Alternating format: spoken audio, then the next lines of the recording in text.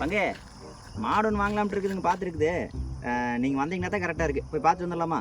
என்னது மாடு வாக்க போறியா? சரி போல, நான் வேற என்ன சாப்பிடல, பசிக்குது. அடா வாங்க, போகிற வரல ஒரு டீயை குடிச்சு போட்டு போட வாங்க. இடத்தீங்க பசிக்குது. ரெடியாக இருங்க, நான் வர்றேன்.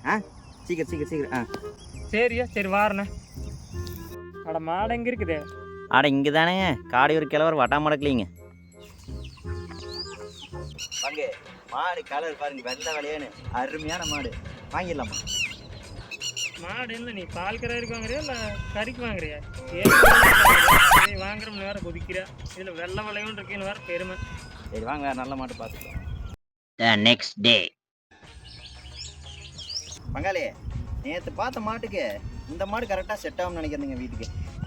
என்னங்கிறீங்க? இத்தனை விலை கொடுத்து வாங்குற மாட்டை சில்லறையாக முறிச்சு வச்சு மாடு சமக்காதான் இருக்குது, இருக்குது.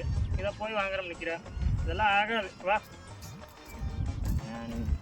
ஏம்பங்க இன்னைக்காவது மாடு வாங்கிடுவோமா? கண்டிப்பாக வாங்கிடலாம். பங்காளி பங்காளி வாருங்க, மாடு அருமையாக ஜம்முன்னு இருக்குது, இதையே வாங்கிக்கலாம். மாடு அருமையாக ஜம்முன்னு தான் இருக்குது. முதல் வாங்குற உனக்கு கருப்பு மாடு வாங்குவானா? வா, இதெல்லாம் ஆகாது, கம்முன்னு வா.